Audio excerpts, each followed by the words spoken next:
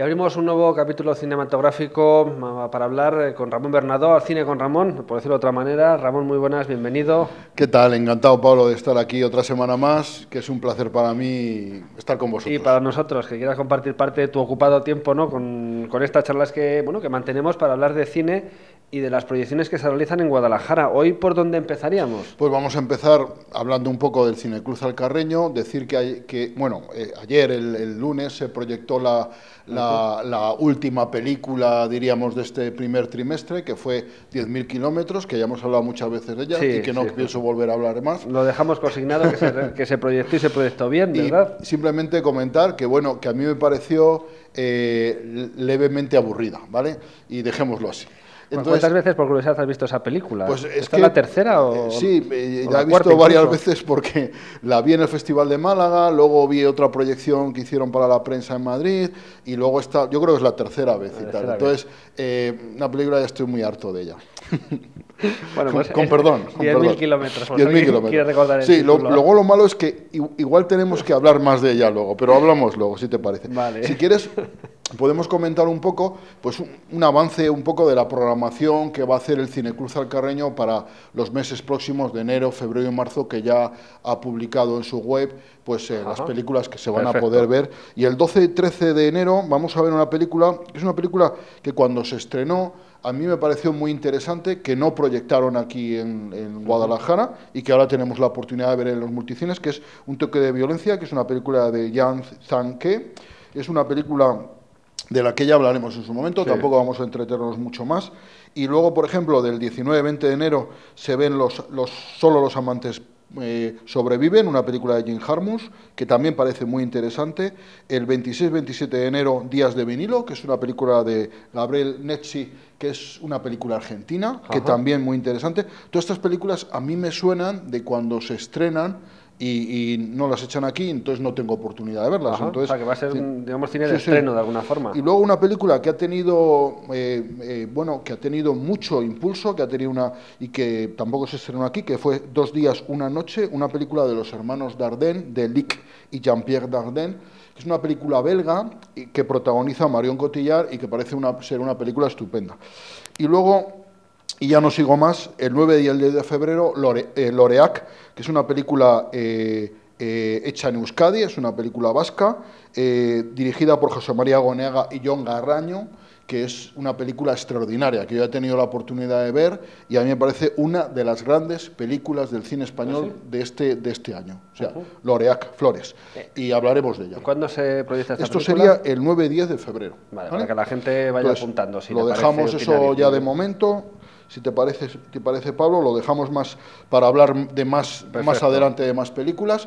Y simplemente comentar que este jueves, en el taller de cine de Azuqueca de Henares, pues cerramos, diríamos, también este trimestre, y estábamos haciendo un ciclo de ciencia ficción, y como si viéramos una película este jueves ya no podríamos comentarla hasta después de Reyes, hasta el año que viene, pues lo que vamos a hacer es ver unos cortos y eso nos da posibilidad de ver los cortos y comentarlos en la misma tarde, ¿vale? Entonces, si alguien quiere asistir, pues estamos encantados de que venga a vernos. Buen plan para el jueves, entonces. Es un plan estupendo, a las 7 de la tarde en la Casa de Cultura en Azuqueca de Henares. Fenomenal, pues. Fenomenal, efectivamente. Y luego, bueno, pues hablar un poco de los premios Feroz, ¿no? Esto de los premios Feroz, ya sabéis que hay una asociación, que es la Asociación de Informadores Cinematográficos de España, a la cual me honro pertenecer. Yo pedí la solicitud y me admitieron, lo cual me sorprendió.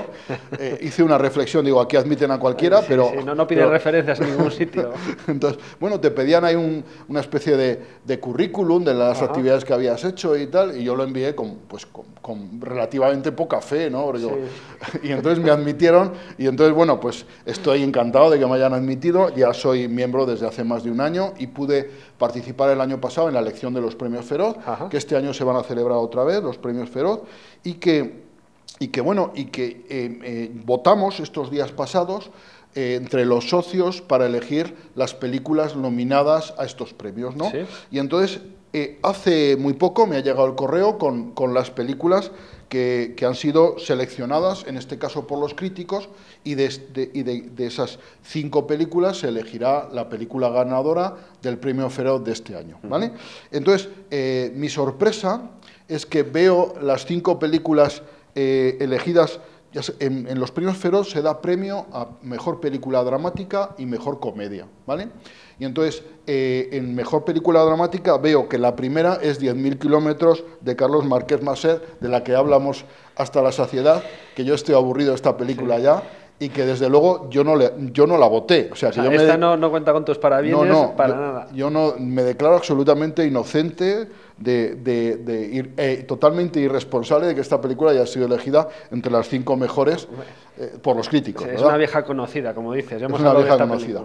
Y entonces, la segunda película elegida de este quinteto es Hermosa Juventud, de Jaime Rosales, que tuvimos la oportunidad de verla en el Cineclub Alcarreño, y es una película que yo denosto absolutamente, que a mí me pareció absolutamente horrorosa. Creo que es verdad que dijiste es una película desperdiciada o algo así, me suena que dijiste. Sí, bueno, no sé lo que dije, pero en cualquier en ese caso... momento, vamos, no era positivo, ¿no? No era mi comentario positivo.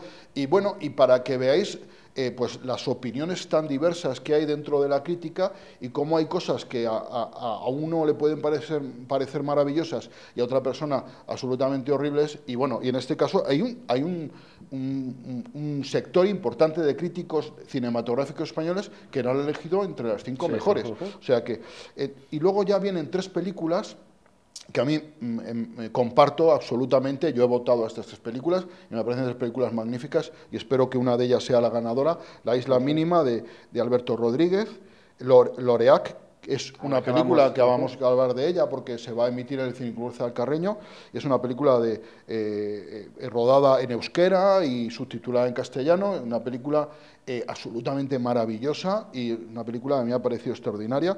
Y luego Magical Girl, que ya hemos hablado alguna vez de ella, de Carlos Bermud, que tuve la oportunidad de verla en el Festival de Cine de Alcalá de Henares, en Alcine. La pusiste muy bien, te gustó mucho. Una película maravillosa, y estas 3 películas, La Isla Mínima, Loreac y Magical Girl, me parecen 3 películas estupendas, que cualquiera de las 3 se merece el premio Feroz y cualquier otro premio que le llegue, y no las otras 2 que no voy a mencionar. Y luego, dentro de la comedia coincido más, ¿no?, con el resto de tus compañeros, ¿no?, críticos. Efectivamente. Pues se ha elegido 8 apellidos vascos, de Emilio Martínez Lázaro, que yo creo que está bien meterla en este quinteto porque es una película que ha levantado la taquilla de cine español este año. Por cierto, la mejor taquilla de la historia del cine español, o sea, superando la del 2012, que fue un año muy bueno, y que yo creo que se ha llegado a recaudar, lo digo un poco de memoria, Pablo, pero yo creo que es 123 millones de euros de taquilla en España, y que estará muy contento los productores españoles y también el señor Montoro, que eso se lleva un 21%. O sea, es verdad, que no está nada mal. Tenía que potenciarlo más, claro, viendo lo que se recauda, ¿no? Claro, a lo mejor sería una medida importante, ¿no? Pero bueno, y entonces 8 apellidos vascos es la primera de estas elegidas como mejor comedia. Luego Carmina y Amén, de Paco León, que es una película que a mí me gusta muchísimo.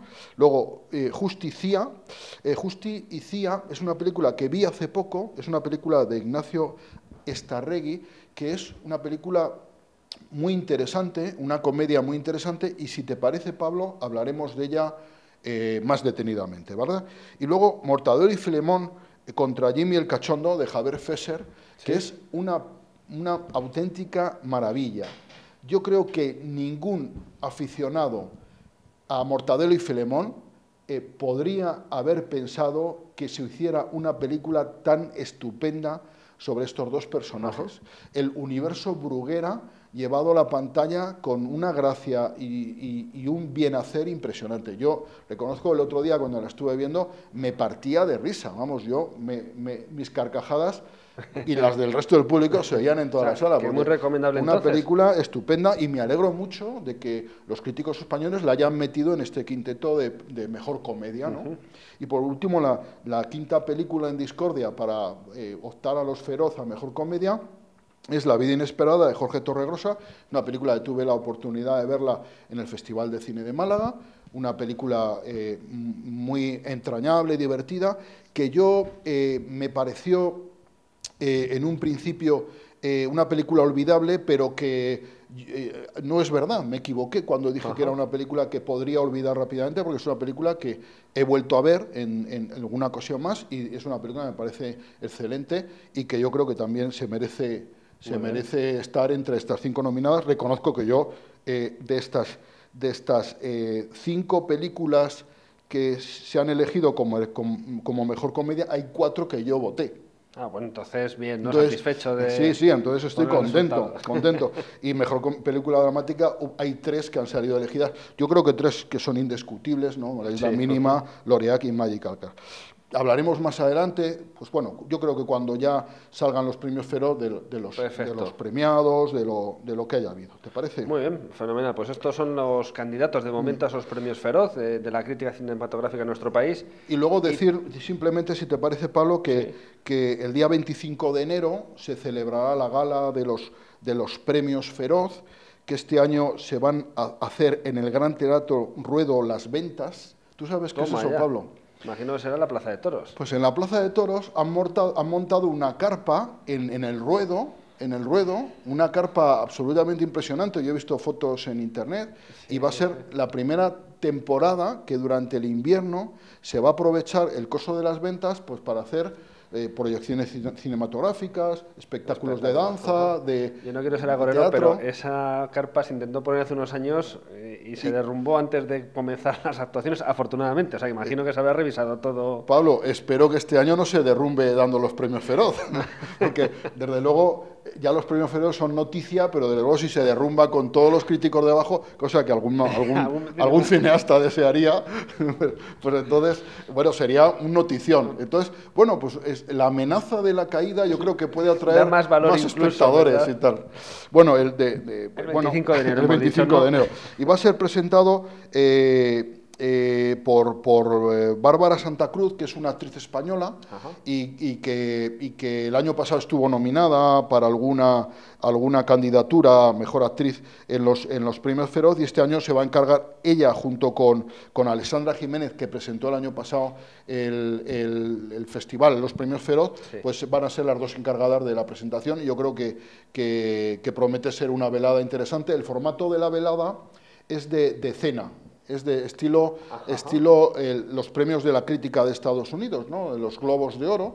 Entonces, no es estilo Goya o Oscar, en la que hay un escenario y tal, sino es estilo Muy mesas bien. en los que se cena. El año pasado cenamos mal, pero bueno, algo Iba a decir que llegó. por lo menos cenaréis, pero bueno, no sé yo, no sé yo. Bueno, el 25, ¿te parece según se vaya acercando Sí, lo esa iremos fecha? comentando, Lo como ya recordamos. sabremos exactamente. Y promete ser esto divertido y tal. La pena es que cae en domingo y esto luego el lunes hay que trabajar, o sea Sí, que sí, es un sí, sí. poco difícil, pero bueno.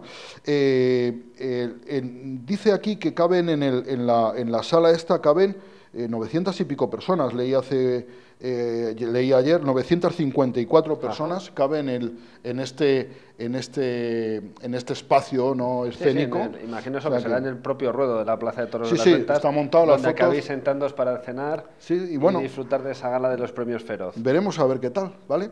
Bueno, y el otro día nos quedamos, Eso es, vamos con deberes que teníamos bueno, pendientes, pues ¿no? con comentar un poco la película Exodus, Dioses y Reyes, una película de Ridley Scott. Ya comentamos lo irregular que era este director, Ridley Scott, Sí. que es un hombre que hace grandes películas y grandes bodrios. Y bueno, esta película yo creo que ha tenido muy buenas críticas en España, unas críticas yo creo que demasiado generosas, porque parte de la producción es española. Hombre, Entonces, no será por eso, ¿no? yo creo, ¿no? Ridley Scott, cuando presentó aquí la película, pues, por ejemplo, se asombró que la ciudad de las artes de Valencia, ¿no? Que la ciudad de la luz, perdón, de Ajá. Valencia, que ya sabéis que son unos platós absolutamente descomunales que se construyeron en los alrededores de Valencia como platós cinematográficos para promocionar la realización de películas.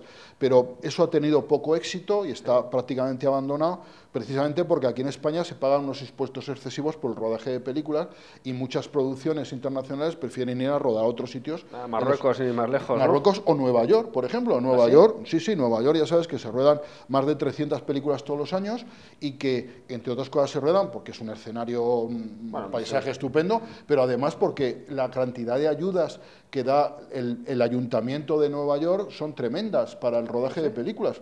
Claro, con la idea de que se crean muchísimos puestos de trabajo de manera directa, o sea, de extras, de Sí, sí, sí. técnicos y tal, Ujú. y de manera indirecta, de restaurantes, de hostelería, de Bueno, y la hospedaje, promoción a través de y las la, películas que se hace, ¿no? de la propia ciudad, Sí, sí, claro, que sí. eso es un plus. Ya sabes que en Nueva York hay organizados pues tours de Sexo Nueva York o de Sí, Friends, o sea que se sí, pueden sí, sí. hacer tours de diferentes Series, series que se películas, han ¿no? rodado en Nueva Claro, York, o además la sea que, gente, yo no he estado en Nueva York, pero vamos, todo el mundo dice, me sonaba mucho, muchas claro, de las cosas que vi me sonaban, claro, claro, claro, que las claro. hemos visto en películas Las hemos muchas visto veces. muchas veces, ¿no? Entonces, en España, pues entonces, y decía Ridley Scott que es de locos, decía textualmente, no, que decía que es de locos tener unos platós tan estupendos, Sí. absolutamente vacíos, ¿no?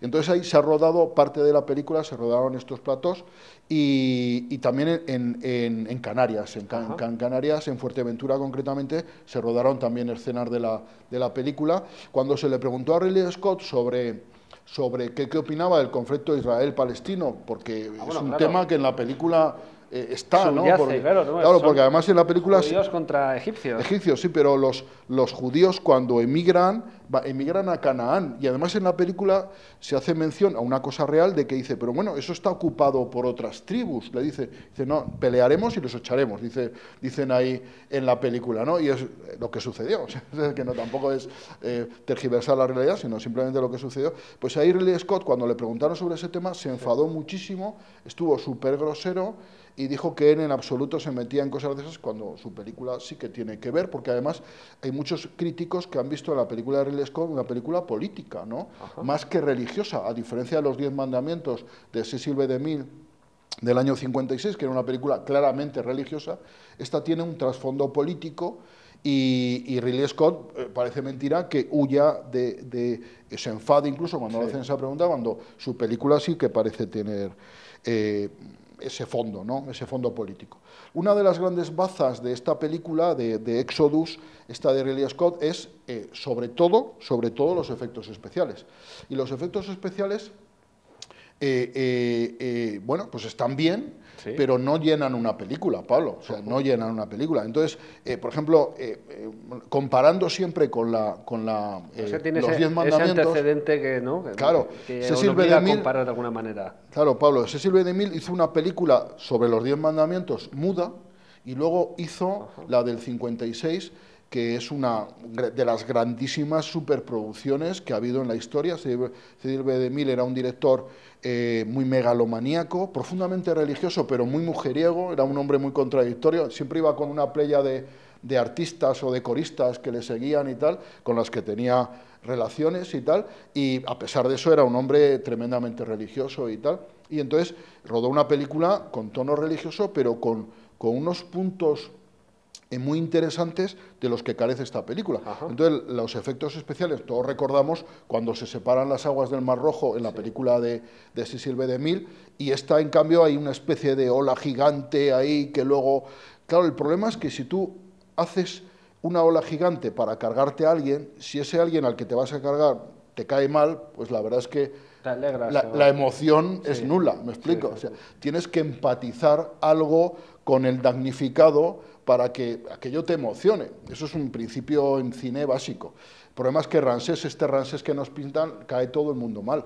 En cambio, Jules Briner Ah, bueno, claro, claro. sí que era Sí, sí, un sí. gran actor y era un personaje que además, en cierto modo, es manipulado por su esposa Nefertari, una Anne Baxter que representaba ese mal La mujer en la mujer general. del mal, ¿no? Esa Eva del Génesis, ¿no? Y entonces, que además malmete a su marido y le dice, bueno, incluso se mete con sombría, le dice, bueno, tú no eres bastante hombre y este se te va a escapar y tal.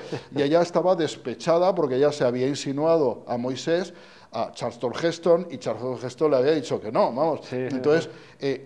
ese toque de malicia y en definitiva de pérdida de complicidad o de complicidad que se tenía con Dubliner, eso no se tiene en la película, en la actual, digamos, ¿no? en la película de Ridley Scott. Entonces, cuando viene la ola y se carga a los egipcios, pues, pues que se los cargue, que ellos que tengan lo de los sapos, las ranas, los mosquitos, todo eso es bastante desagradable. Y luego las pústulas estas que le salen a los pobres egipcios, pues son entre grotescas y bastante asquerosas. Tenemos entre 1 y 2 minutos. ¿Cómo resumiríamos el resto de la comparación, Pablo, la crítica? no me das vida, no me das vida.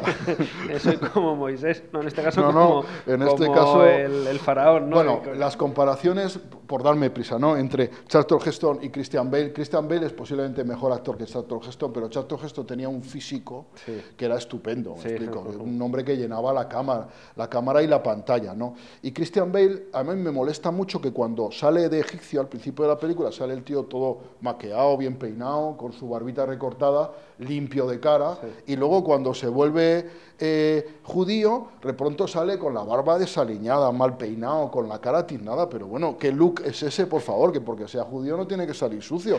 Es que a mí me molesta eso, me molesta francamente mucho. Luego, el actor que interpreta a Ramsés, un tal Joel Edgerton, pues está el tío penoso totalmente, totalmente eclipsado por la memoria de Yul Brynner, que era un actor inconmensurable. Y aquí, en esta película de Ridley Scott, Nefertari está absolutamente desaparecida.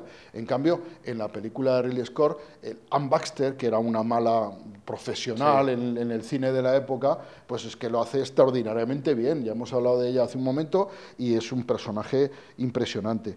Luego, Josué, que es, diríamos, el cabecilla de los israelitas, está interpretado por Aaron Paul, que si lo recuerdas, Aaron Paul es el toxicómano de Breaking Bad. ¿Recuerdas Breaking Bad? Sí, la serie, ¿no? La serie Breaking Bad. Entonces, claro, tú ves ahí a Josué, interpretado por Aaron Paul, y piensas que se va a meter en cualquier callejón a meterse una dosis de metanfetamina. Es un casting penoso. Yo sé que este actor debe tener un futuro después de interpretar a Jesse Pinkman, pero es que no puedes quitártelo. Es que muy radical. Claro, no puedes quitártelo de la cabeza. No puedes interpretar a un toxicómano empedernido como Jesse Pinkman a pasar a interpretar a Josué. Hay un error de casting ahí garrafal. Y yo no sé qué tal vamos de tiempo. Pues un apunte solo para esa presencia española en la película. Algo dijiste el último día. Sí, María Valverde. María Valverde un poquito, ¿no? hace de la mujer de Moisés. Yo creo que lo hace dignamente. Es una chica que es muy buena actriz y lo hace bien. Y a mí me encanta porque Moisés la abandona para salvar al pueblo de Israel y luego vuelve a por ella. Y entonces vuelve acompañado de 400.000 judíos. ¿Tal? Y entonces ella pregunta, hay un momento que dice, bueno, y todos son familia. Como diciendo, y eso es estupendo, ¿no? Es estupendo, es cuando llega el marido acompañado de la madre, los hermanos, los tíos y tal, y dice, coño, y todas las tribus de Israel allí detrás, ¿no? Entonces hay un momento ahí estupendo. María Valverde hace lo que puede con su papel y la chica, pues bueno, se defiende y tal. Yo creo que podíamos hablar más de esta película, pero ya no nos queda tiempo. No nos queda tiempo, suficientes pinceladas para que la gente, si va a verla después de lo que ha dicho Ramón, yo recomiendo mucho pueda comparar y ver esta y ver Los 10 mandamientos de Cecil B. DeMille del año 56 y disfrutar con ese tono kitsch que tenía en Los 10 mandamientos, con ese tono megalomaníaco, porque no olvides que ahí intervinieron más de 20.000 extras. Hay una escena que es magnífica, que es cuando salen de Egipto y hay un plano aéreo ahí que sube un plano cenital y se ven ahí miles y miles de judíos a colorines, porque además la película de Cecil B. DeMille es la Biblia a colorines, todo con un colorido muy vivo, a diferencia de esta. Y era gente de verdad, en vez de un efecto de ordenador, entonces, ¿no? No, era gente de verdad. Ahora lo de los ordenadores, se ve en la playa la gente y eso es penoso, se nota una barbaridad. Bueno, pues lo dejamos así, con este análisis, esta comparación entre Los 10 mandamientos y Éxodus, Dioses y Reyes de Ridley Scott, que todavía está en pantallas. Ramón, que muchísimas gracias como siempre. Muchísimas gracias a vosotros, encantado. Y el tiempo que vuela, nos vamos con otras cosas. Recuerden, pueden seguir a Ramón a través de su blog. Hola, soy Ramón. Así lo dejamos.